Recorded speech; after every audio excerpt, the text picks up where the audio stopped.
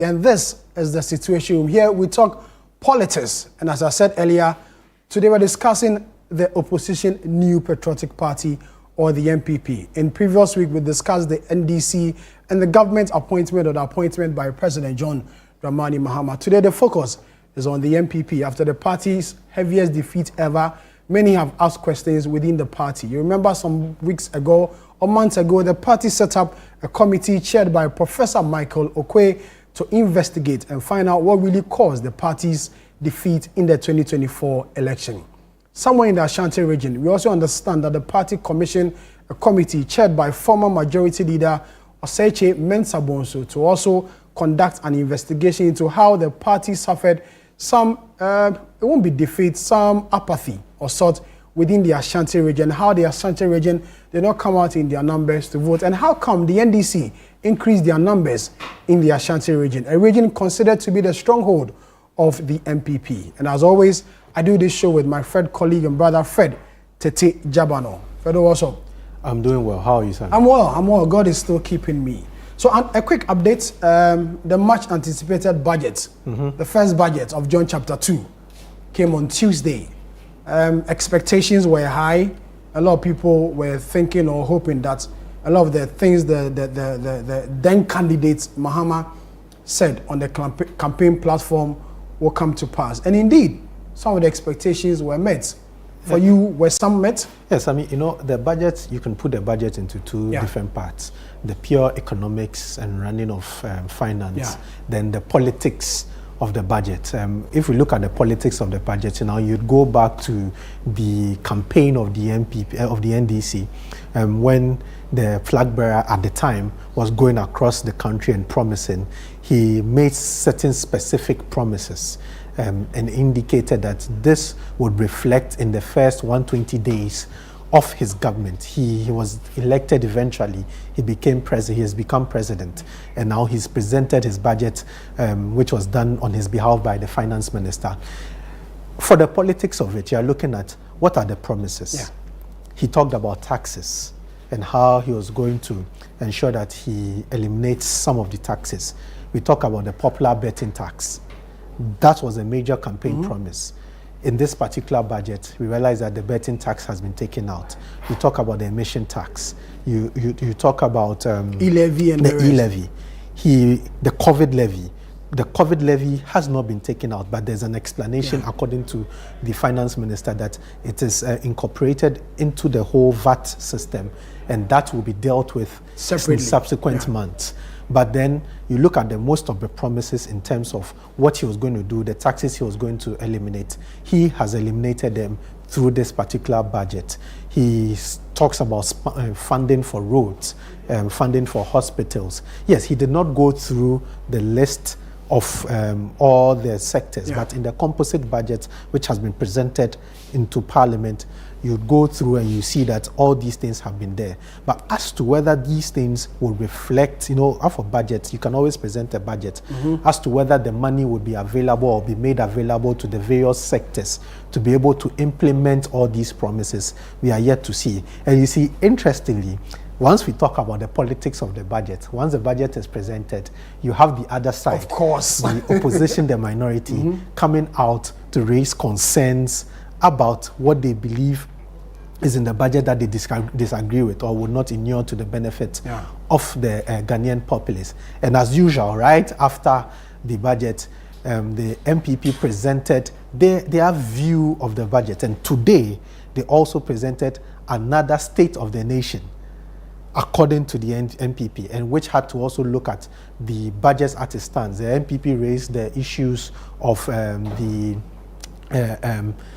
betting tax, which has become so topical, where the former finance minister indicated that they never implemented and didn't take it. A lot of people, and on social media, I saw a lot of people, people posting their receipts, but later came to explain that he meant the Lotto 10% tax on lottery. At a point, I also saw an explanation from the former Director General of the NLA, Sami Oku. Yes. Also explained this Lotto bit. Yes, the 10% tax on lottery earnings.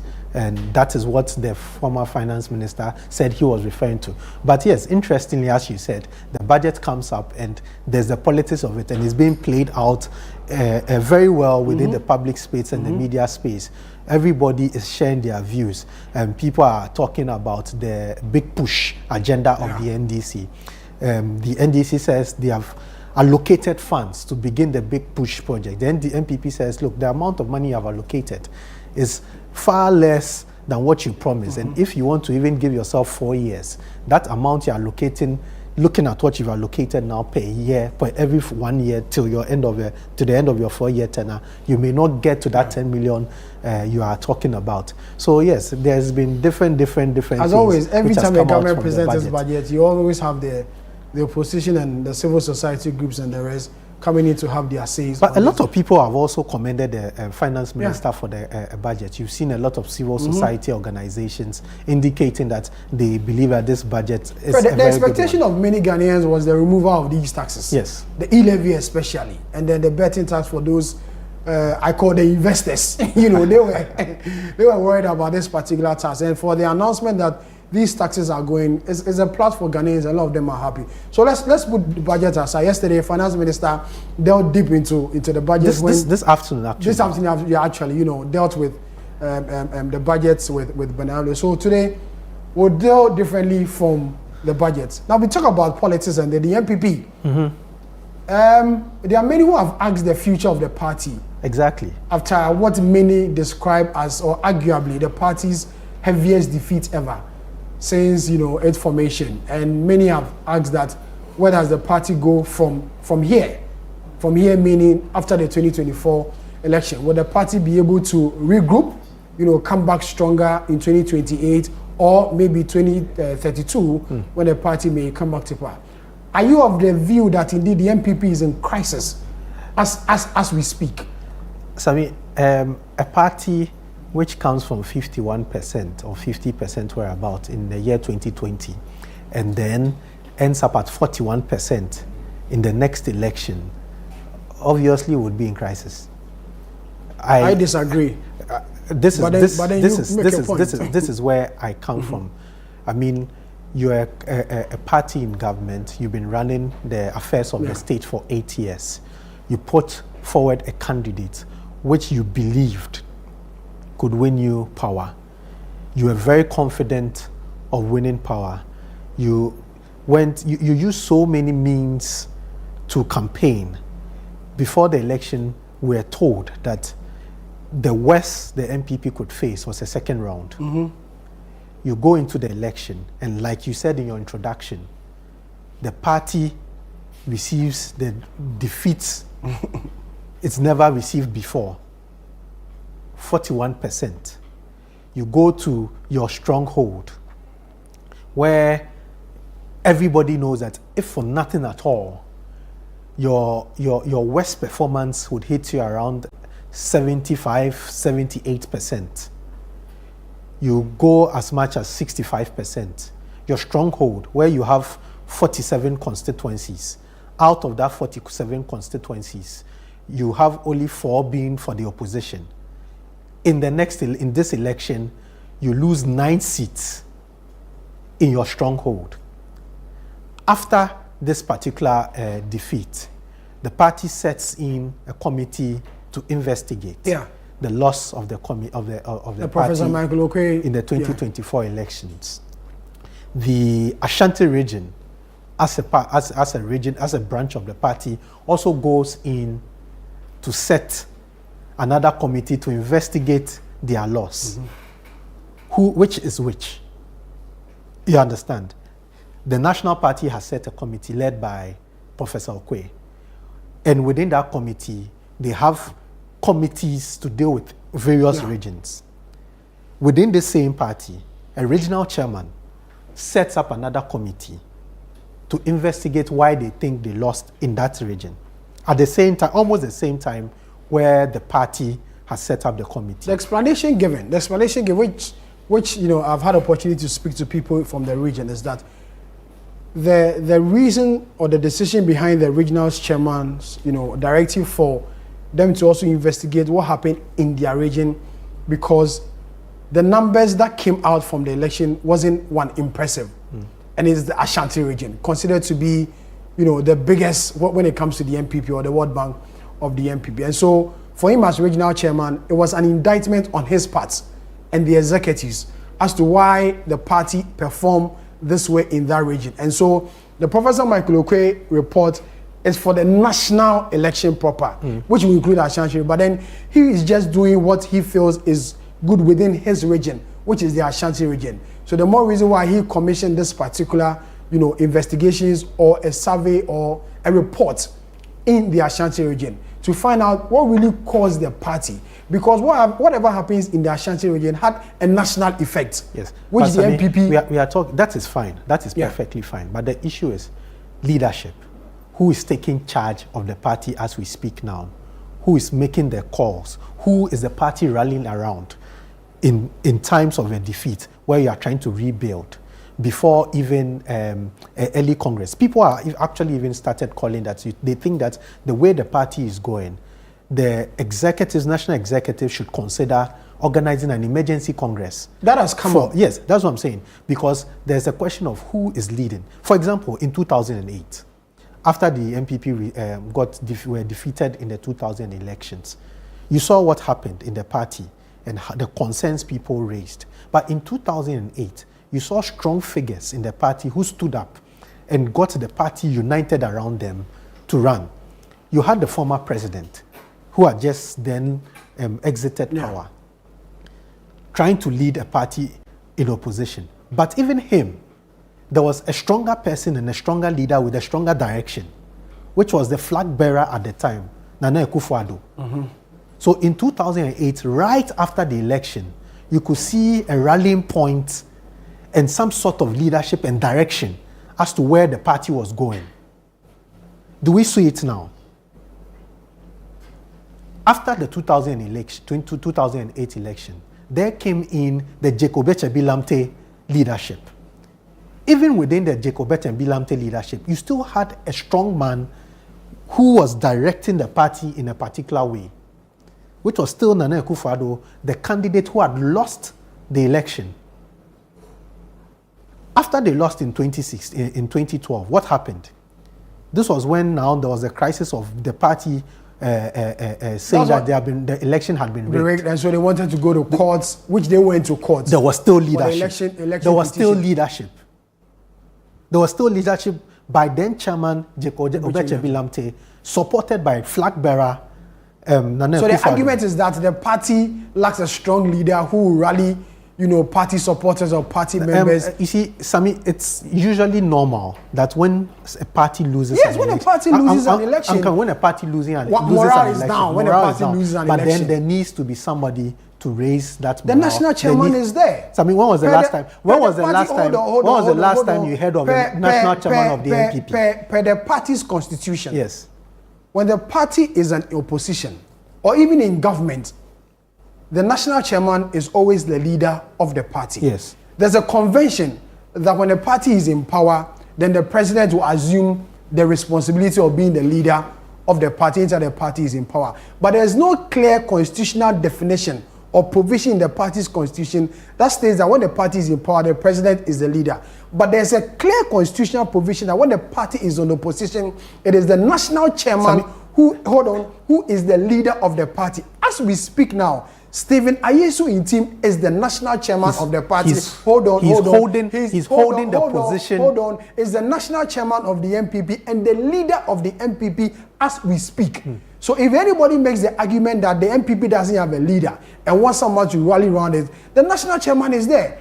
As far as I'm aware, his mandate started in the year 2022. It's supposed to end around 2028 or so, which is I think 2026, which is the 4-year mandate. If he seeks re-election, and the party delegates feel that they want to give him another mandate, he will continue with that tenure. But as we speak, per the party's constitution, there's the national chairman, which is Stephen Itim, is the leader of the NPP. Well said, Sami. When we talk about leadership, we are not talking about holding a position. Holding a position, you are holding a leadership position as national chairman. I'm not saying that there's a vacuum of a vacuum where you don't have a national chairman, or there's a vacuum where you don't have a general secretary. But you are saying that we need the I am party saying needs that someone you who can have somebody filling a position, but is the person leading? That is the question. It is not about somebody, whether the party has a national chairman or a general secretary or a national organizer. That's not the argument. Yes, if we talk about leadership in that sense, yes, the NPP has a leadership where all positions are filled. Their tenure hasn't come to an end. Now the question is, how are they leading? Are the people the followers and the supporters, having a direction? Who is taking control of the party? Who is making decisions, and who is rallying people around to ensure that these decisions, party members accept it? You understand? Now you've lost an election. Where is the direction of the party? Where is the party going to? Where is the party headed to? Are we still doing the same thing over and over again after you have lost your worst defeat of 41%? Are you still going to do the same thing? What is the new direction for the party? What is the new face for the party? Do you see a sense of that in the NPP as we speak now?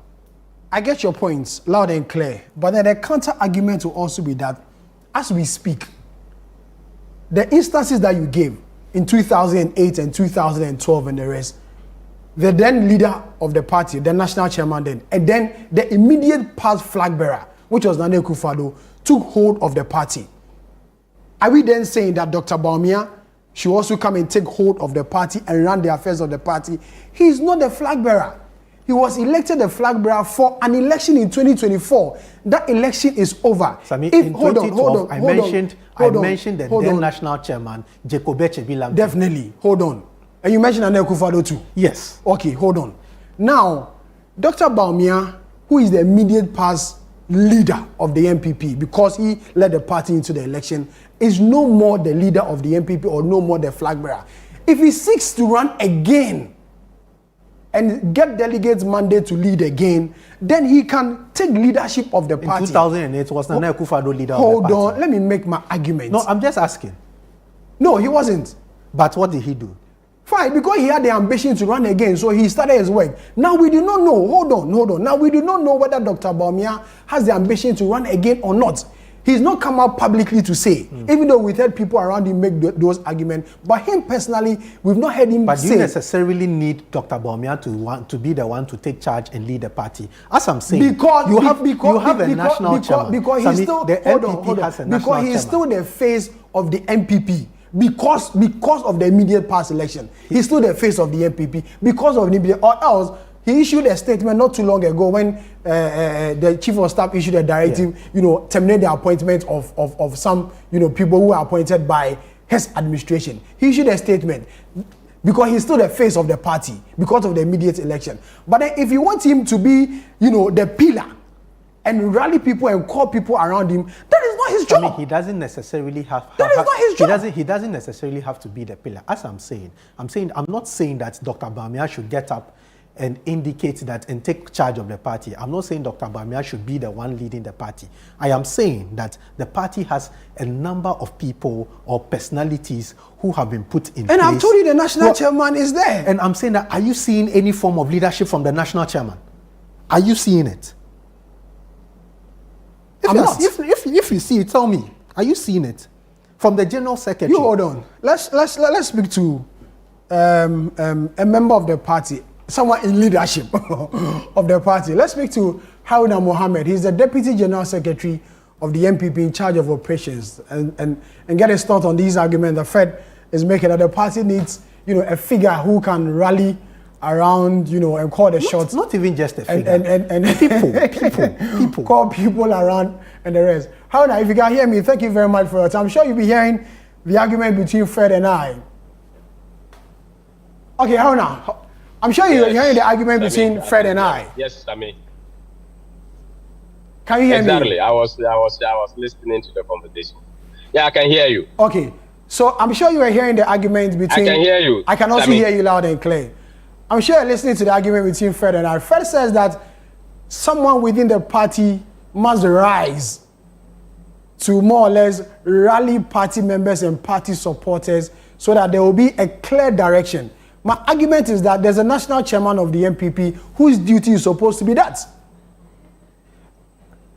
Haruna, do you have a direction for the party? Yeah. Yes, we have.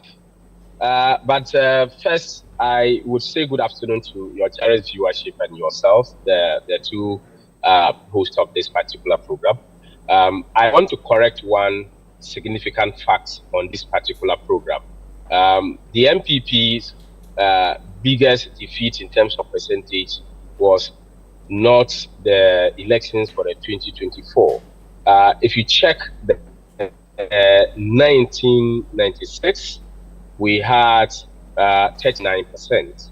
So it is inaccurate to say that this has been the biggest in terms of 41.75%. I think that this is another improvement in terms of a defeat that we have suffered, but the heaviest was the 39 point something percent or so in the 1996 elections to the Thank you for the correction. Yes. Secondly, you've mentioned of the leadership of the party, and I am happy that you have been able to indicate clearly in the constitution of our party, which is clearly stated in Article 10.5 of our party's constitution. Yes, and which is stated that the national chairman calls for meetings. The national chairman leads in everything that the party does, i.e., in National Council, NEC meetings, National Congress, and all other meetings are called by the national chairman and led by the national chairman. Probably people are looking up to see the word leader of the party. And we all know that leader in here, as dictionaries defines them, talks about the one who leads or commands a group or an organization. And it is the national chairman who commands and leads the NPP. So you don't need to see leader specified. However, many people have given suggestions as to have a very clear part of this stated in the constitution in terms of review. But it is unambiguous that the national chairman at all times, whether in opposition or in government, is the leader of the party. You've made mention of whether we have a direction. Sami, we concluded these 2024 elections with so many issues coming out from it. The first thing that the party had direct in terms of leadership direction for the 2024, the aftermath of the 2024 elections, was to rescue the seas that were being vandalized, and the NDC had put in their hoodlums who were going around destroying electoral materials and threatening election officers in terms of collection of some of these particular seas. You saw a number of representations of the national party. The general secretary was there. I have been there in several instances for the EC continuing to make collations and make declarations on some of these particular seas. The first thing was the focus was to make sure that we rescue these seas, and this is a clear part of leadership direction. You don't need to see the national chairman being in action to be able to execute that. Leadership performs better in assigning duties and roles, or giving people to represent leaders at any point in time.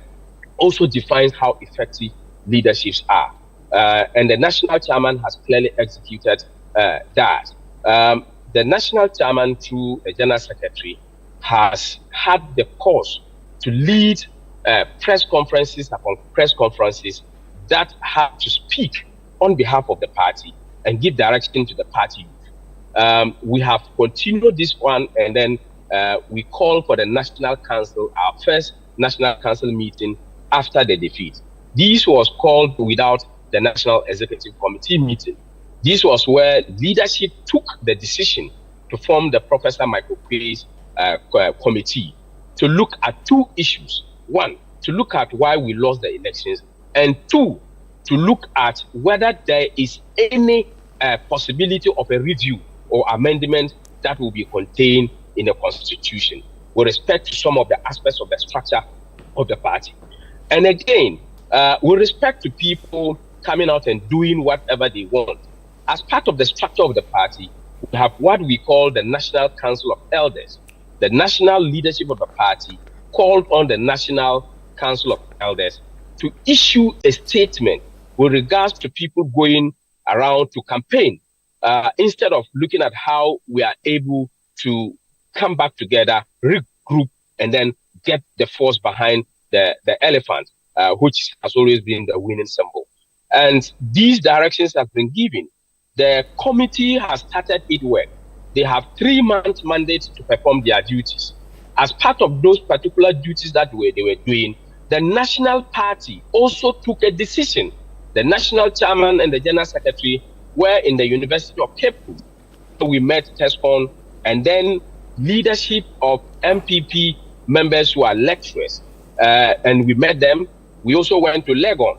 We met the leadership of NPP members in the TESCON fraternity. We met lecturers who has been patrons and who are affiliated to the New Patriotic Party. We have done this severally to meet party people, and the national chairman was so much visible in these particular activities. Apart from that, we have held several other meetings. Just the day before yesterday, we had a NEC meeting where the leadership also took a decision, which was chaired by the national chairman of our party. It is not every activity that you are doing that you have to put out. Activities that has to see people seeing you doing it. The NPP has always executed that. We are waiting on the report of the Professor Mike Okwe's committee.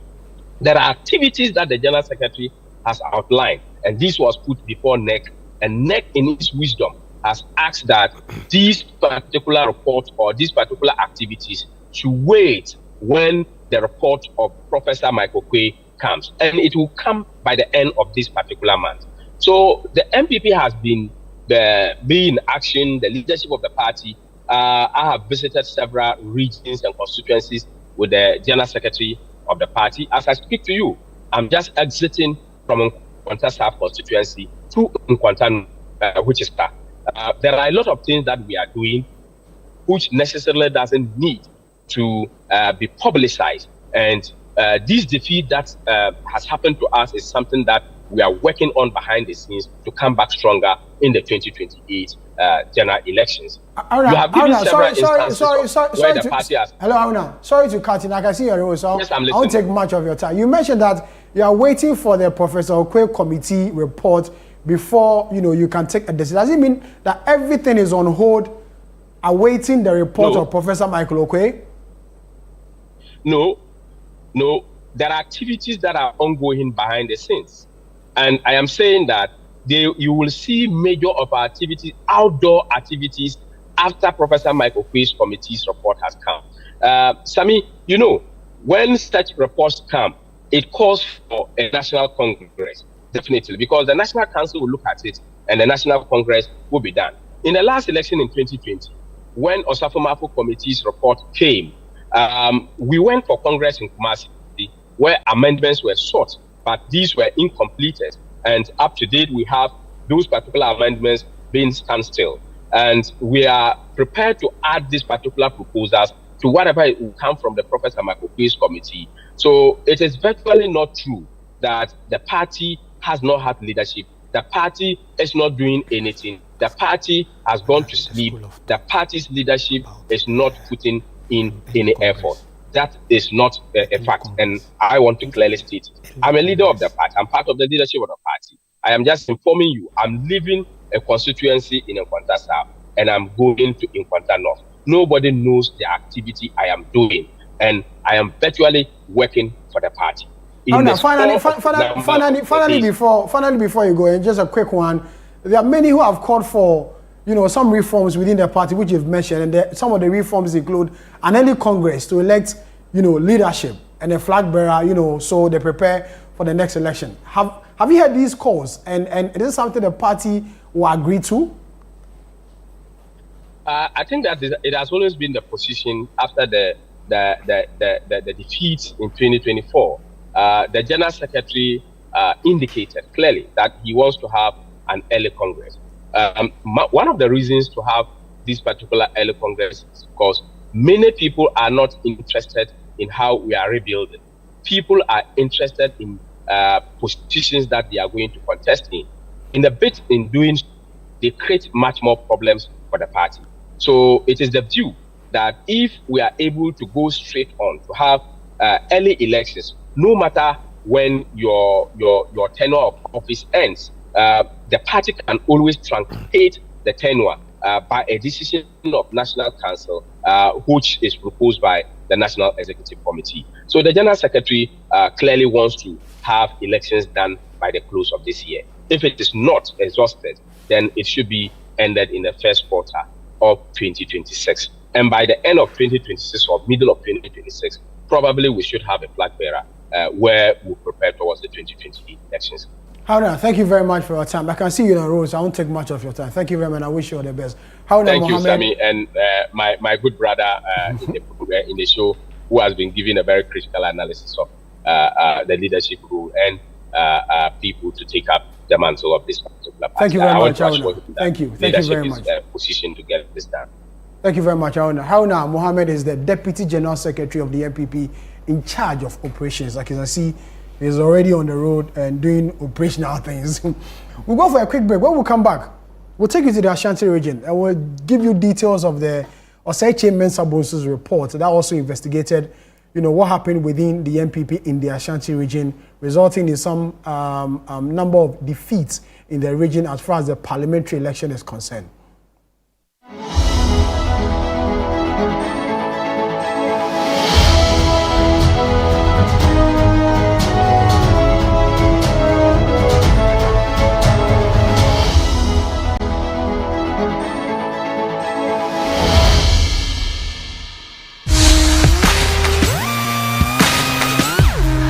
Looking for the latest buzz in Ghana's entertainment world? Welcome to Ghana Weekend, your ultimate destination for all things creativity and entertainment. Stay in the loop with breaking news, exclusive interviews, and then insider stories from your favorite creatives and stars. From music, movies, fashion and art, lifestyle and culture, Ghana Weekend brings it all together. Get a daily dose of entertainment, discover new talents, and never miss out on the creativity that defines our vibrant culture. Stay connected with us across all platforms. Follow us on Instagram with the handle Ghana Weekend, on X Ghana Weekend, on TikTok Ghana Weekend, at Ghana Weekend on YouTube for the latest in entertainment, travel, and everything Ghana. Don't miss out. Join the Ghana Weekend family today. Ghana Weekend, where entertainment meets creativity. Visit GhanaWeekend.com now.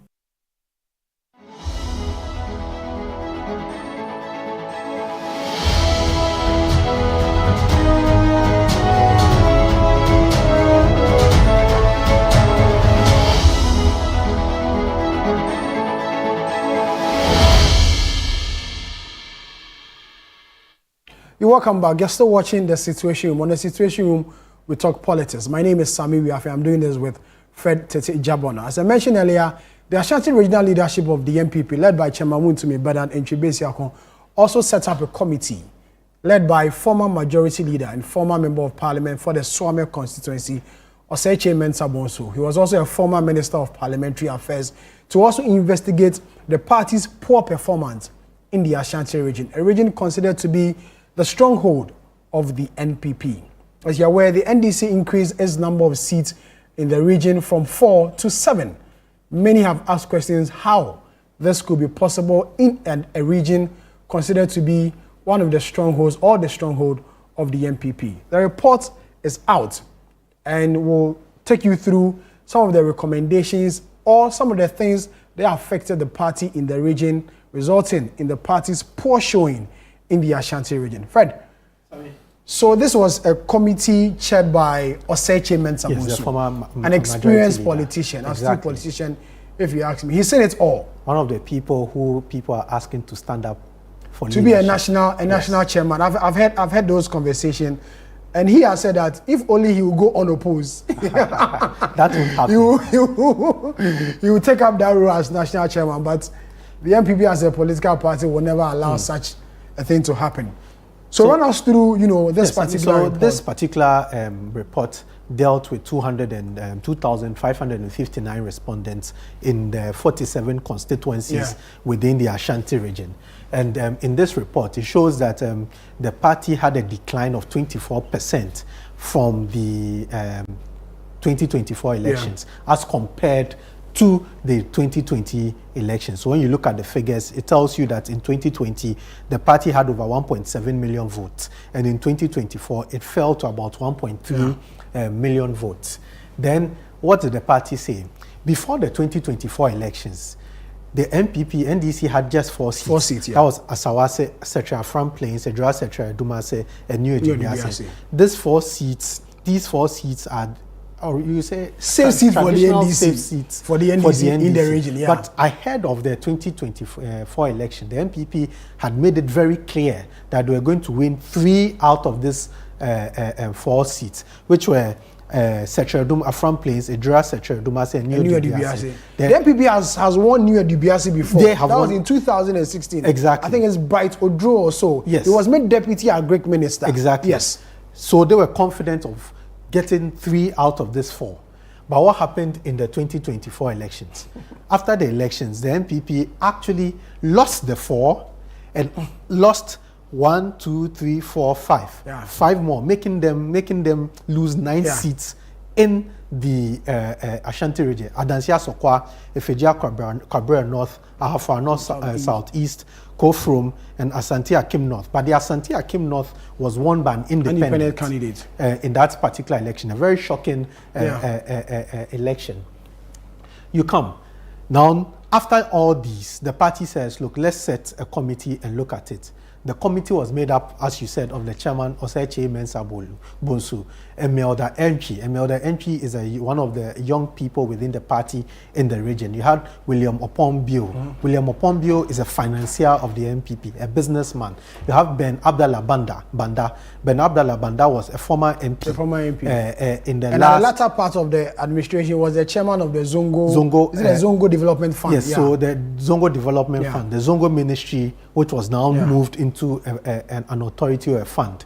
Then you have Rose Hamilton. Rose Hamilton is a businesswoman. She contested the last National Council of State elections and withdrew when the election had to be rerun. Okay. So she was a business person and is part of the NDC. And you have Dr. Oneba Owusu Danso, who is an academic and a member of the party. So the NPP executive set up this committee to go around and find what exactly the problem was.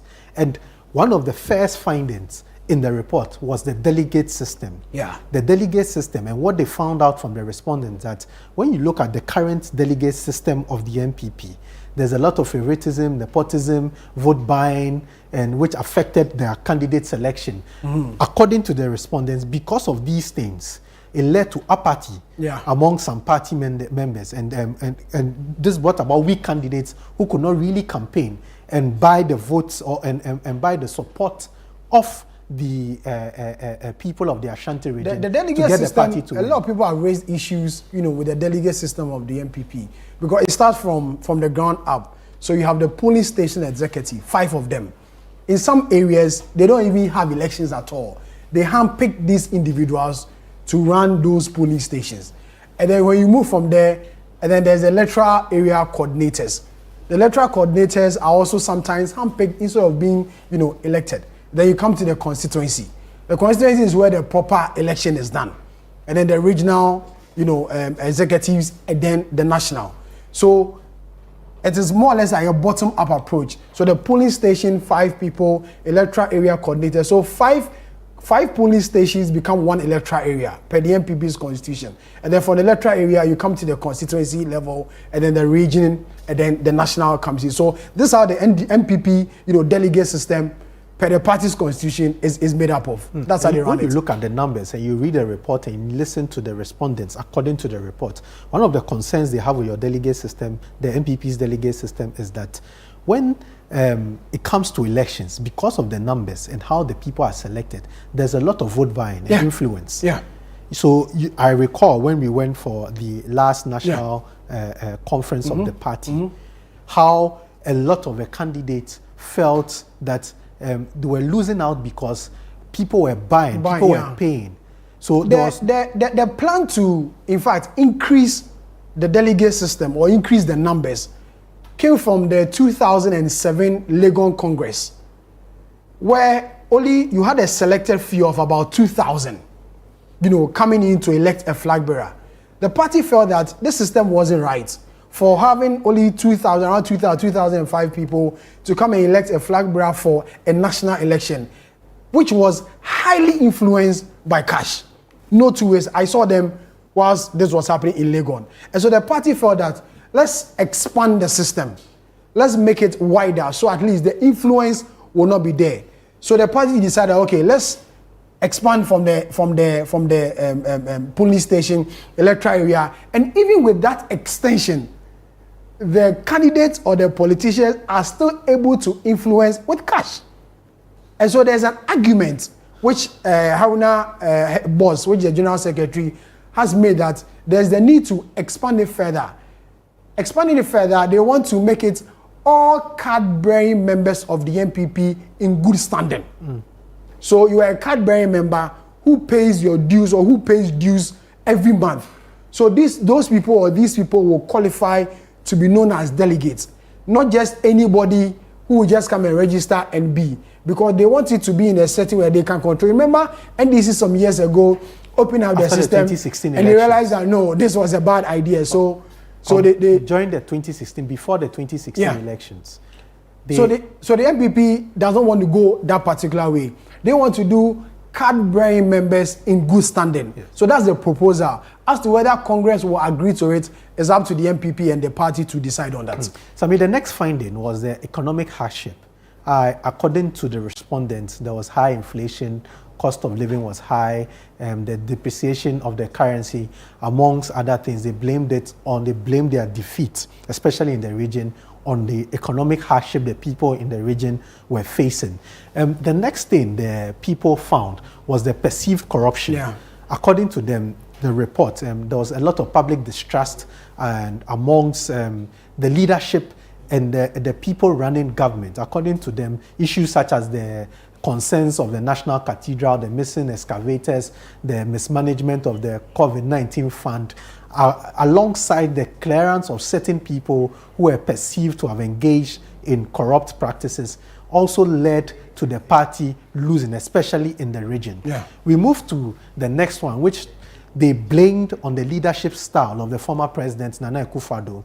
According to the report, a lot of people saw Nana Akufo-Addo as being unresponsive to public concerns.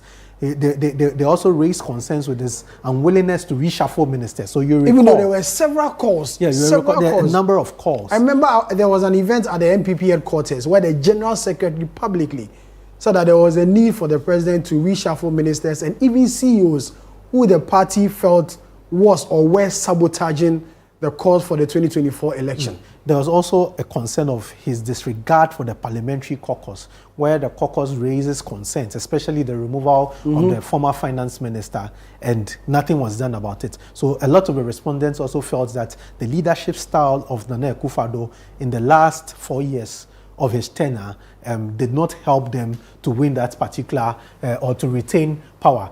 They also believe that there was disunity and internal conflict. So there's an issue of MPs, MMDCs, and working with other during the campaigns. So for example, it has always been an issue. The party indicated or gave a direction that when you're an MMDC and you want to contest, resign 2 clear years. But because of that, some MMDCs who were unable to contest did not support MPs. Yeah. They also raised concerns with chief executives of other agencies who were given an opportunity to come contest MPs. So the MP is out of town working, the chief executive is pushing in money. So there was a lot of disunity amongst the people and a lot of unresolved conflicts within the polling station level, at the polling station level of the party.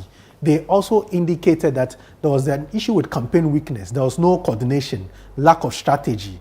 they lost their natural allies, and the committee members indicated that natural allies were businessmen, were the young people, the educated people, the middle class. They lost all that. There was also a weak grassroots engagements, which delayed in communication. So they didn't really communicate properly.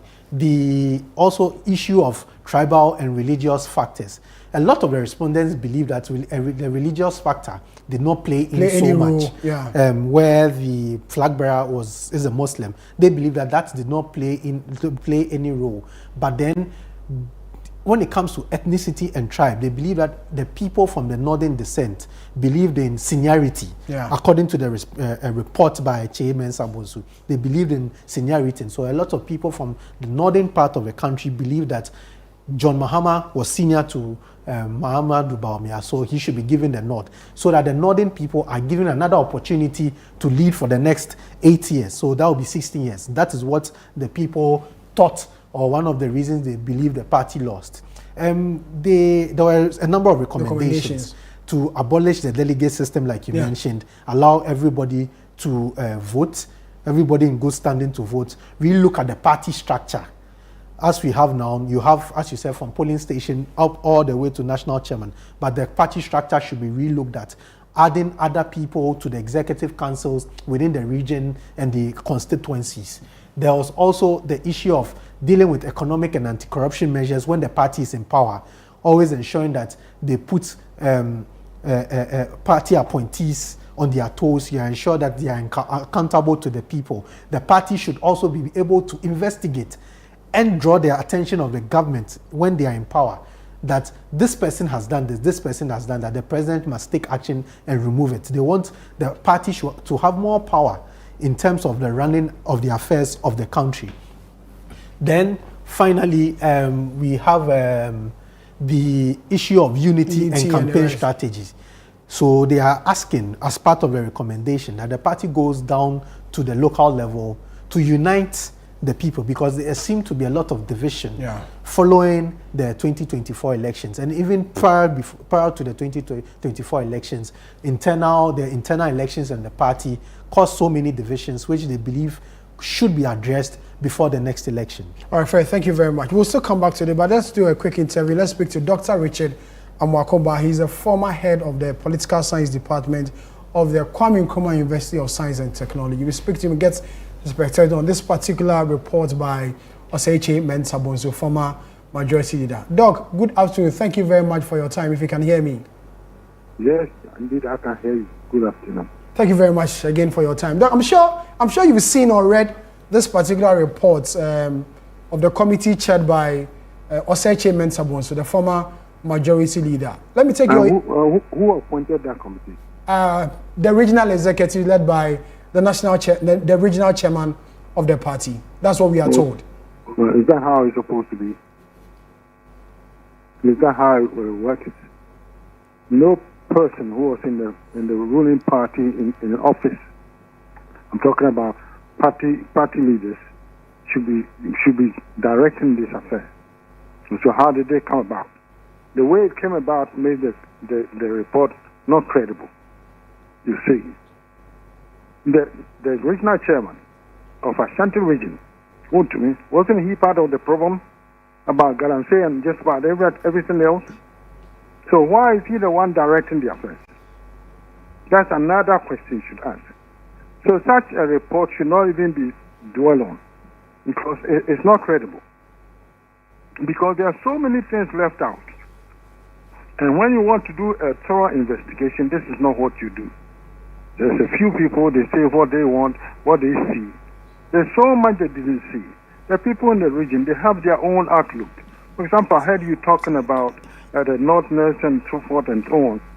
I'm sure the people in the region will cry that they are the backbone of the party. And where are the leaders from the region? Where are they? You see. And so it depends on where you are coming from. Your outlook could be different. Doesn't mean what you say is always right. But the leaders should listen to everyone. There should be a period of collation of reasons why you think they didn't go well. Anybody can bring it. just make sure it's a party member.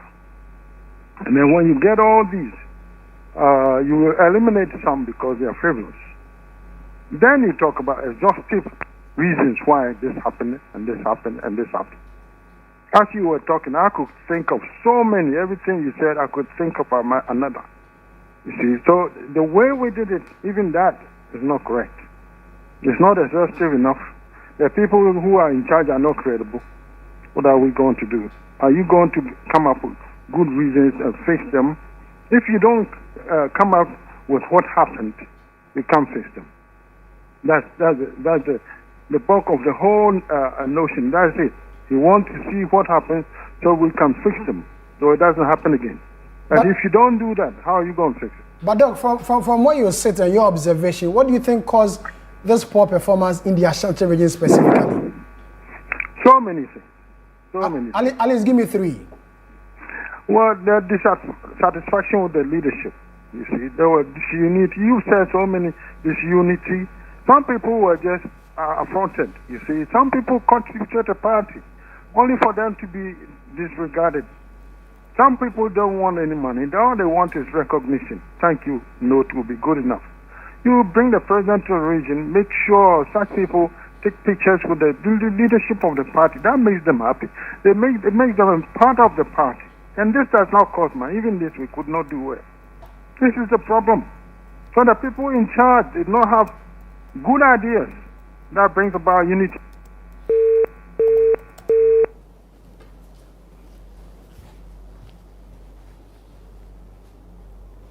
Dr. Richard Amwakumba, unfortunately the telephone lines are not our best of friends. Now we'll try and raise him again on the line to conclude the point that he was making. But Fred, basically, Dr. Amwakumba feels that there's more problem than what the committee, has come up with. Yes. You see, Dr. Amwakumba believes that the current crop of people who are even investigating to find out what happened are not credible themselves to be investigating such an issue. He also is raising concerns of leadership, like we've said before. He sounds like there's no actual proper leadership within the region, which also led to where it is. He's spoken about how people were neglected, and when you look at the findings, there were a number of times where you saw respondents indicating that after the party came into power, they were neglected. So you go to party appointees and nobody is minding you. You go to the party office to go and share a view and nobody wants to see you. Fred, don't you think that anytime there's a defeat or a political party suffers defeat, there are quite a number of issues that come up? Assuming the party had won the election, were we going to see all these things come up? Sami, that is why the party lost an election. When the party loses an election, that is when you see the cancer in the party. When the party is in power, but when the party wins, you don't see these things. Yes, when the party wins these things, a lot of times it's covered up by the victory and the happiness and the fact that there's hope amongst party members that whatever they are seeking for, whatever they are looking out for, they may get it. But when the party now loses, that is when you get to realize that there are so many issues within the party which has not been resolved. And this is not just to do with the NPP. You look at the NDC. After the 2012 elections, after the 2016 elections, when the party lost, you would realize that then you see now a lot more people speak up and speak out as to how and what they felt had gone wrong within the party. But once in power, everybody wants to either protect a job or try and gain favor, or those who do not even want to protect a job and try and gain favor are not even listened to because they are not seen as true party people.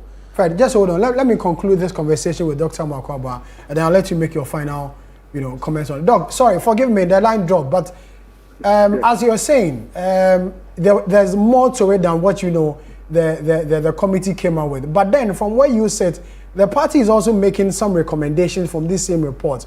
What do you think the party can do in the region to, bring back the love, if I don't put it that way, for the NPP in the Ashanti region? Well, I'm sure the party has done something, those who did the work. But if it is not how it should be done, then you should not take that report and run with it. You see, those who were in charge cannot be the ones who direct such affairs. They will gloss it over. Who's going to paint himself that he's a bad leader? So it's not a credible report. Nobody sanctioned it. It's not the National Council or anybody else. They did it themselves. So anybody can go and do his own report. No. So if this is so, the indiscipline in the party is still going on. Who gave him the chance, this authority to do this? Doc, that point has been well made and is well understood. But then I'm just asking my final question: that how will the NPP, or how is the NPP supposed to act so that the party can get back the love from the Ashanti region going into the 2028 election? Well, that's what I'm talking about. But if you are going to find out what happened, you are not going about it the right way. How do you find out what happened? It means what you find out may not even be the case at all. So you do it deliberately, you see. There are so many people in this region. There are some are aggrieved. Divided, not just one thing. What happened? Oh, no. Those are aggrieved. Policy, misalignment, hardship, divided in several the divisions, and you will do a better job than bunching it all together and say this happened. It is not good. It's how we are doing it. Even that is not good. How do you come to the end of it? You want results, yes, I know that. But this is the sort of thing you have to take your time to do properly. Otherwise, it's useless. You may as well not do it at all. Doc, thank you very much for your time, as always. Thank you very much.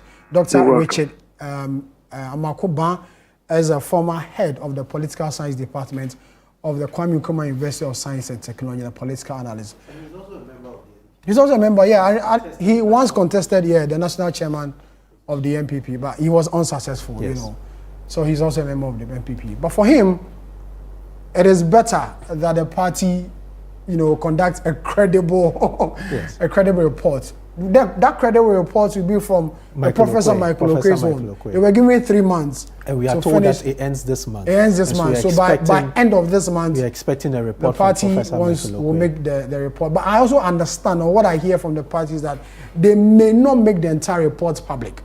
They may want to keep some aspect of it and just make some small announcement or little announcement. But then, as in releasing the entire report, I'm sure they want to learn from the Kwesi Botwe experience, but not releasing the entire report. So, Fred, the NPP. We are with Professor. We are waiting for that particular report. It's been another exciting edition of the Situation Room that came to you live from our studio here in Accra. My name is Sami Wiafi. I did this with Fred Tete Ijabano. Until we come your way again next week, may the good Lord be with us all.